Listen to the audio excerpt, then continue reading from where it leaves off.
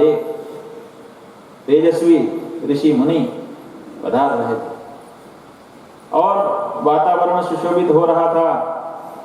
और वो जो परंपरा थी, वहाँ कह रहे हैं रेजे मुनि परंपरा, मुनियों की परंपरा शोभायमान हो रही थी। तो परंपरा का मतलब कैसी? यथा वृद्ध पुरस्सरा, वृद्ध पुरस्सर थी। जो सबसे बूढ़ा था, सबसे सयाना, वो सबसे आगे था, फिर उसके पीछे उसके बाद वाला, फिर उससे पीछे उसके बाद वाला।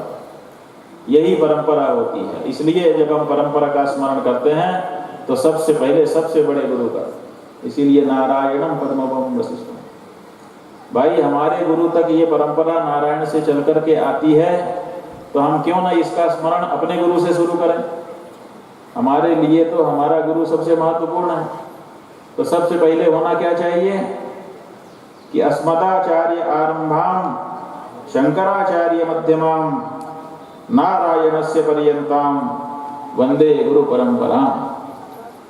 ऐसा होना चाहिए कि सबसे पहले हमारे गुरु जी, उसके बीच में शंकराचार्य जी और अंत में नारायण। जब हम यहाँ से खड़े होकर के देखेंगे तो जो हमारे सबसे पास है वो सबसे पहले दिखाई देगा, उसके बाद उसके बाद वाला। पीछे की तरफ जब हम जाएंगे किसी कालखंड में, तो जिस कालखंड से हम शुरू करते हैं वहां से गिनती शुरू होती है। तो गिनती तो यहाँ से शुरू होनी चाहिए, अस्मदाचार्य से। लेकिन गुरु परंपरा के स्तोत्र में नारायण से शुरू करके अस्मदाचार्य तक आते हैं। क्यों? इसीलिए क्योंकि हमारे यहाँ परंपरा का स्मरण वृद्ध पुरस्सरा होता है। जो जितना वृद्ध है, जितना सम्माननीय है, उसका नाम पहले लिया जाएगा। जब सूची बनती है तो सूची में अव्यरहितम पूर्वम, पाणिनि का सूत्र है।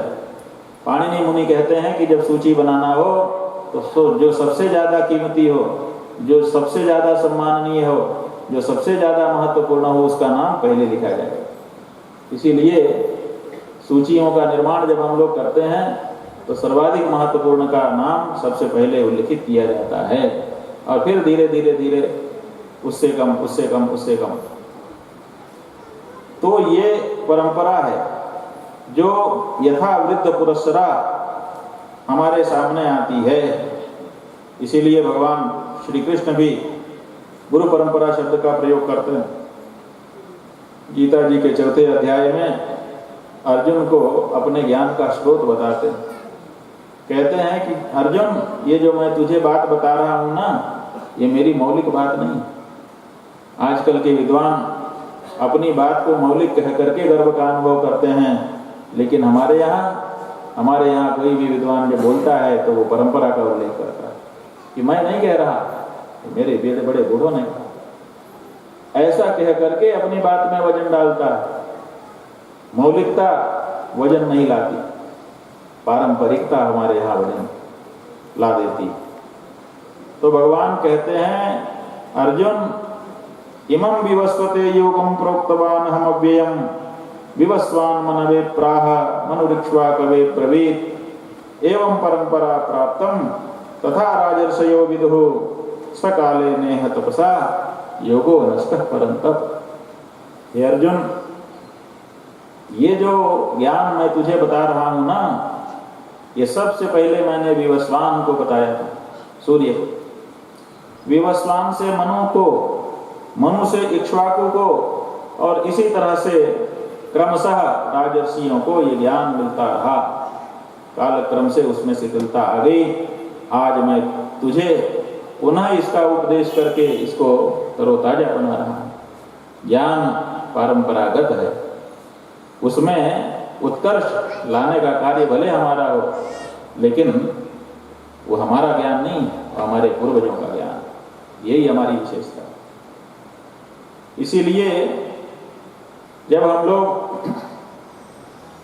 कोई बात कहते हैं, हमारे जब भगवान आते हैं तो आ करके नए धर्म की प्रतिष्ठा नहीं करते। औरों के जो भगवान हैं तथा कथित भगवान क्या कहें, लेकिन समझने की दृष्टि से वो आ करके नए धर्म की प्रतिष्ठा कर देते हैं। जिनके घर में जन्म लेते हैं उस बाप का धर्म वो नहीं होता जिसको वो चला देते हैं। लेकिन हमारे भगवान, चाहे राम हो चाहे कृष्ण हो, सब कोई धर्म नहीं चलाते। वो कहते हैं हम धर्म की रक्षा के लिए, पुनरुद्धार के लिए आए हैं, तो वो पुनरुद्धार करते हैं, रक्षा करते हैं, चलाते नहीं हैं। नया धर्म चलाने में गौरव का अनुभव उनको नहीं होता है, परंपरागत धर्म की रक्षा करने में उनका गौरव। इसलिए वो पुनरुद्धारक कहे जाते हैं, सनातन धर्म के रक्षक कहे जाते हैं, सनातन धर्म के चलाने वाले नहीं कहे जाते, क्योंकि सनातन धर्म सदा से चला आया धर्म, इसको चलाता नहीं है कोई, इसकी रक्षा करने के लिए जरूर लोग प्रयास करते हैं। यदा यदा हि धर्मस्य ग्लानिर्भवति भारत अभ्युत्थानम धर्मस्य तदात्मानं सृजाम्यहम् परित्राणाय साधूनां विनाशाय च दुष्कृतां धर्म संस्थापनार्थाय संभवामि युगे युगे। धर्म की संस्थापना के लिए युग युग में अवतार धारण करता हूँ, धर्म के प्रवर्तन के लिए नहीं। धर्म तो पहले से ही प्रवर्तित है, परंपरा प्राप्त है, तो ये जो धर्म है ये भी हमको परंपरा से प्राप्त है और गुरुजन भी हमको परंपरा से प्राप्त है। ये किसी के द्वारा चलाया गया धर्म नहीं है। इसीलिए जितने भी धर्म तथा कथित वाले हैं उन सब धर्मों का आप जैसे ही अध्ययन करना शुरू करेंगे तो सबसे पहले बताएंगे इस धर्म के संस्थापक अमुक हैं। और सनातन धर्म को पढ़ो और आप बताएगा नहीं कोई कि इसके संस्थापक कौन है, और अगर आप पूछ दो तो पता नहीं चलेगा। जैसे छोटे छोटे जो पौधे पेड़ होते हैं उनका तना दिखता रहता है, लेकिन जो बहुत बड़ा बरगद का पेड़ है, ये देखिए यहाँ बरगद का पेड़ है अभी छोटा, ये बरगद का पेड़ बहुत दिनों का है, तब भी अभी छोटा है, क्योंकि अभी इसके ऊपर से जो इसकी जड़ें हैं वो ऊपर से आ रही हैं नीचे की ओर, और अभी जमीन में गड़ी नहीं है। एक समय ऐसा आएगा जब जाने कितनी ऊपर से आकर के जड़ें इसकी जमीन में लग जाएंगी, और इसका मूल तना कौन सा है इसको खोजने वाले खोज नहीं पाएंगे। अपने देश में कई ऐसे बरगद के पेड़ हैं जिनमें 400-400, 500-500 तने हो गए हैं, और असली तना कौन है ये खोज पाना मुश्किल हो जाता है लोगों के लिए। सब लगता है कि यही असली है, यही असली है। क्यों? क्योंकि इतना पुरातन है। तो ये सनातन धर्म, सना माने सदा, तन माने रहने वाला, जो सदा रहने वाला धर्म है, भूतकाल में भी था, वर्तमान में भी है, भविष्य में भी रहेगा, उसी का नाम तो सनातन धर्म है। ये सनातन है, ये किसी के द्वारा चलाया नहीं जाता। ये तो जैसे सृष्टि के आदि में पूर्व कल्प के ज्ञान से सृष्टि का विस्तार होता है, उसी तरह से पूर्व कल्प के धर्म का फिर से अनुष्ठान होने लग जाता है। अलग से धर्म चलाने की आवश्यकता, धर्म नियम बनाने की आवश्यकता ही नहीं पड़ती। तो सूचीबद्ध जो नाम हैं उनसे आप इस धोखे में मत आ जाइए कि कई गुरु हो गए। यद्यपि गुरु परंपरा कह करके हम लोग गुरुओं के नाम ले रहे हैं। भगवान नारायण हुए, फिर उनके शिष्य ब्रह्मा हुए, फिर उनके वशिष्ठ हुए, फिर वशिष्ठ के शक्ति हुए, शक्ति के पराशर हुए, पराशर के सुखदेव हुए, सुखदेव के गौड़पाद हुए, गौड़पाद के गोविंदपाद हुए, गोविंदपाद के शंकराचार्य हुए, शंकराचार्य जी के 4, ऐसे हम लोग एक सूची बना रहे हैं। लेकिन सूची पढ़ के इस भ्रम में आने की आवश्यकता नहीं है कि कई गुरु हैं हमारे। अगर ये परंपरा ना होती और ये सूची होती तो हम मान सकते थे कि कई गुरु हैं। लेकिन जब परंपरा हो जाता है तो अंतर क्या हो जाता है कि फिर कई नहीं रह जाते, वो एक ही हो जाता। परंपरा में व्यक्ति बदल जाएगा लेकिन बात नहीं बदलेगी। व्यक्ति बदलते चले जाते हैं, पीढ़ियां आती हैं चली जाती हैं, लेकिन अगर कोई परंपरा चल रही है तो जो मूल में था वही अनुष्ठान उन सबके द्वारा होता है।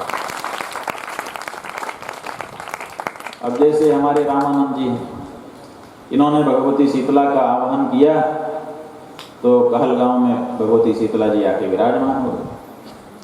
अब इन्होंने कहा कि यहाँ पर ये उत्सव होंगे, और फिर उन उत्सवों का एक तरीका बना दिया।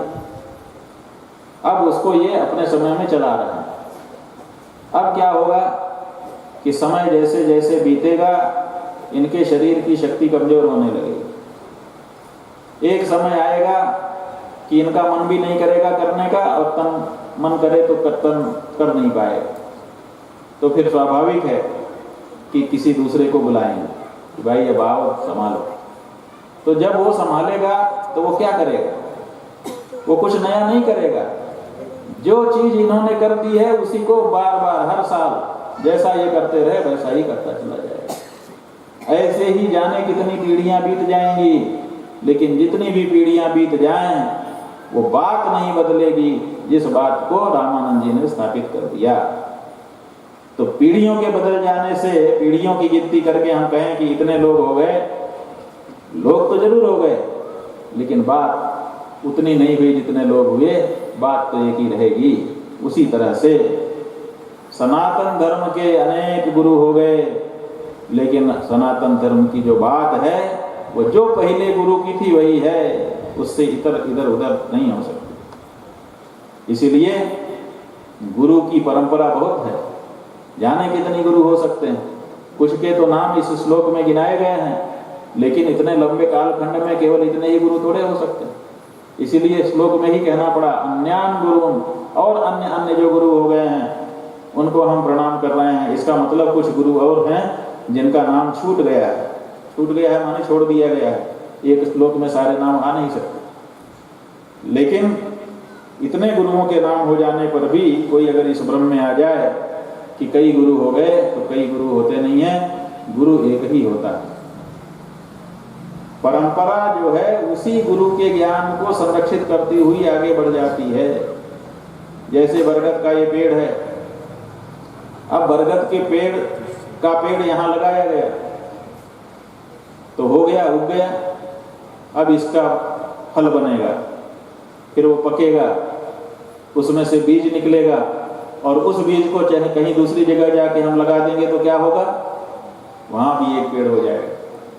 तो गिने जाएंगे कितने? 2, एक यहाँ वाला एक वहां वाला। लेकिन 2 हो जाने के बाद भी, और 2 क्या कई जगह लगा दो तो कई हो जाएंगे, लेकिन कई जगह लगा देने पर, कई हो जाने पर भी नाम क्या होगा? नाम बरगद ही होगा। काम क्या होगा? जो बरगद का, इस बरगद का जो काम है वही उस बरगद का होगा, वही उस बरगद का होगा, वही उस बरगद का होगा। पत्ते भी एक जैसे होंगे, तासीर भी एक जैसी होगी, गुणधर्म भी एक जैसे होंगे, नाम भी एक ही जैसा होगा। तो अनेक हो जाने से अनेक हो गया, अनेक हो जाने से भी एक ही रहा, अनेक नहीं हुआ। जैसे बरगद का पेड़, वैसे ही गुरु कई हो गए तो गुरुओं का ज्ञान बदल नहीं गया, ज्ञान तो वही का वही। इसलिए कई गुरु हो गए ऐसा मानना ही नहीं चाहिए। एक ही गुरु है, दूसरा गुरु हो नहीं सकता, और वो गुरु कौन है? भगवान नारायण। नारायण ही गुरु है। इसीलिए भगवान नारायण की परंपरा का निर्वाह करने वाले जितने सन्यासी आज की तारीख में आप लोग देखते हैं, तो क्या परंपरा क्या है? परंपरा यही है कि जिस भी सन्यासी को आप देखते हैं तो देखते ही शास्त्र को जानने वाले, परंपरा को जानने वाले हाथ जोड़ के बोलते हैं, स्वामी जी नमो नारायणाय। क्या बोलते हैं? नमो नारायण। अरे भैया नारायण आए क्यों? उनका तो अलग नाम है, अमुकानंद जी, अमुकानंद जी, अमुकानंद जी। सबके अलग अलग नाम है। कोई सत्यानंद है, कोई चिदानंद है, कोई अलग नाम। अलग अलग नाम वाले को आप नारायण कह के क्यों संबोधित कर रहे हैं? इसीलिए संबोधित कर रहे हैं क्योंकि वो नारायण की परंपरा का गुरु है। नारायण ही है, नारायण के सिवा दूसरा हो नहीं सकता।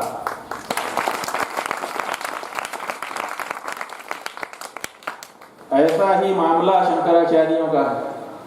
आप देखिए, भगवान शंकराचार्य जी ने 4 वेदों की रक्षा के लिए 4 दिशाओं में 4 पीठों की स्थापना कर दी। 4 पीठों की स्थापना जब भगवान शंकराचार्य जी ने कर दी तो उन 4 पीठों पर अपने 4 शिष्यों का अभिषेक कर दिया। लेकिन मठामनाय महानुशासन बना करके क्या कहा अस्मत् पीठ समारूढ़ परिव्राडुक्त लक्षण अहमेवेति विज्ञेयः यस्य देव इति श्रुतेः। मेरे द्वारा बनाए गए इन 4 पीठों पर मेरे द्वारा बताए गए लक्षणों से संपन्न जो आचार्य बैठेगा उसको मेरे अनुयायी मेरा ही स्वरूप समझें। मेरा ही स्वरूप भी नहीं कहा, अहम एव इति विज्ञेयः, मैं ही हूं ऐसा जाने। मैं ही हूं माने शंकराचार्य ही हूं ऐसा जाने। और उसी उन्हीं के कहे अनुसार आज भी हम लोग व्यवहार कर रहे हैं कि जब शंकराचार्य पीठ पर एक आचार्य का अंत हो जाता है तो दूसरा आचार्य आता है। पहले वाले आचार्य का कुछ अलग नाम होता है, आने वाले आचार्य का अलग नाम होता है, लेकिन हम लोग क्या कहते हैं, पहले वाला था तब भी कहते थे कि शंकराचार्य जी आए, हम शंकराचार्य जी का दर्शन करने जा रहे हैं। और जब वो चले जाते हैं दूसरा आ जाता है, दूसरे नाम वाला, तब भी घर से निकलते हैं तो बच्चों को बताते हैं कि हम शंकराचार्य जी का दर्शन करने जा रहे हैं। क्यों? क्योंकि भगवान शंकराचार्य जी ने कहा था मेरे पीठ पर लक्षण सम्मत जो आचार्य विराजमान हो वो मैं ही हूं ऐसा समझिए। अहम एव इति विज्ञेयः, मैं ही। तो शंकराचार्य जी तो 2500 साल पहले हुए और 32 वर्ष की अवस्था में ही उन्होंने अपने भौतिक शरीर को त्याग दिया। ठीक है, 2500 साल पहले जिसका शरीर चला गया आज भी व्यवहार हो रहा है कि शंकराचार्य जी आ रहा है। कैसे हो रहा है? क्योंकि आज का जो शंकराचार्य है वो शंकराचार्य जी के जो सिद्धांत थे, उनके जो विचार थे, उनकी जो दृष्टि थी, उसी दृष्टि को जी रहा है, उससे इतर दृष्टि को नहीं जी रहा है। इसलिए वो भी शंकराचार्य ही है। इसी तरह से गुरु परंपरा का आरंभ भगवान नारायण से होता है, इसलिए जितने भी गुरु हैं सब नारायण हैं। इसीलिए आप लोग खड़े होते हैं, गुरु ब्रह्मा गुरु विष्णु गुरुदेवो महेश्वरः गुरु साक्षात् परम ब्रह्म तस्मै श्री गुरवे नमः। हे गुरु जी, ब्रह्मा कहें, विष्णु कहें, महेश कहें, ब्रह्म पर ब्रह्म कहें, आप वही हो और उससे अतिरिक्त दूसरे कोई नहीं हो। आपको हम नमस्कार करते हैं। आज भी हमारा जो गुरु है वो भगवान नारायण का साक्षात स्वरूप है, परात्पर पर ब्रह्म है, उससे अतिरिक्त दूसरा कोई हो नहीं सकता। तो इसलिए परंपरा कह करके परंपरा में सूची गिनाना अलग बात, लेकिन सूची गिना करके भी समझना अलग बात है। तो हम भले सूची गिना दें व्यवहार की दृष्टि से, लेकिन परमार्थ की दृष्टि से हम जानते हैं कि दूसरा कोई गुरु हो नहीं सकता। भगवान नारायण ही हमारे गुरु हैं। या तो नारायण हमारे गुरु बने हैं और या तो गुरु हमारे नारायण, दोनों तरफ से अर्थ लगा लीजिए। बात क्या है? बात यह है कि भगवान ने हमको मौका दिया है मनुष्य शरीर दे करके कि हम भगवान को पालें। वही कथा भगवान गुरु महाराज सुनाते हैं कि राजा था, राजा ने बहुत सुंदर बगीचा बनाया और सुंदर बगीचे में बड़ी सुंदर कलाकारी का प्रदर्शन हो गया और फिर उसने ढिंढोरा पीट दिया कि देखो भाई, हमने बहुत सुंदर बगीचा बना दिया है, इसी बगीचे में छुप करके हम बैठ रहे हैं। सवेरे सूर्योदय के समय बगीचे का दरवाजा खोला जाएगा, जो चाहे आ सकता है, मौका दिया जाएगा। अगर पूरे दिन सूर्यास्त होने के पहले तक बगीचे में जहां हम छुपे हैं वहां से हमको खोज लेगा, तब तो उसको हमारा राजपाट हम दे देंगे, और अगर नहीं खोज पाया तो जेल में बंद कर देंगे। तो बहुत से लोगों ने ये सुना तो कुछ लोग तो डर गए कि भैया पता नहीं मिले ना मिले, दिन भर के बाद रात को जेल में जाना पड़े, क्या जरूरत है। तो बहुत से लोग तो गए ही नहीं।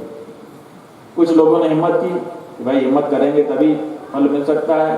अरे क्या है, बगीचा ही तो है, कितना बड़ा है और पूरे दिन का समय है। आराम से हम राजा को, छिपे हुए राजा को खोज लेंगे और उसका राजपाट अपने नाम करवा लेंगे। तो बहुत से लोग सूर्योदय होते ही, दरवाजा खुलते ही घुस गए। अब बगीचे में तो घुस गए। अब बगीचे में जैसे घुसे देखते हैं तो ऐसे सुंदर सुंदर दृश्य कि आंखें कहीं हटाए नहीं हट रही। कभी कभी कोई दृश्य ऐसा आपको दिखाई दे जाता है कि आंखें हटती नहीं, चिपक जाती। वहां बगीचे में भी यही माहौल था। जिधर देखो, झरना देखो तो झरने में मन लग जाता था, नदी देखो तो नदी में मन लग जाता था, पेड़ पौधे देखो तो पेड़ पौधे, और पक्षी देखो तो पक्षी में एक से एक सब चीजें अद्भुत। तो लोग देखने लगे। किसी व्यक्ति ने थोड़ा सा पुकार के कहा कि अरे भाई, यही देखते रहोगे कि राजा को भी खोजोगे? राजा को खोजने आए हो ना? बोले अरे हटो, अभी 10 बजा है, अभी तो दोपहर भी नहीं हुई, शाम तक का समय है, हम खोज लेंगे। हमको जरा इसका आस्वादन करने दो, इतना सुंदर दृश्य है। ऐसे लोग दृश्य को देखने में भुला गए। याद कराने पर भी कहते थे अभी तो बहुत समय है। लेकिन एक आदमी था, उसने सोचा कि दृश्य तो बड़े सुंदर हैं, ये बात तो सही, लेकिन अगर हम दृश्य में लगे और समय हमारा निकल गया तो सायंकाल जेल में हमको जाना पड़ेगा। बैठे ठाले जेल में क्यों जाएं?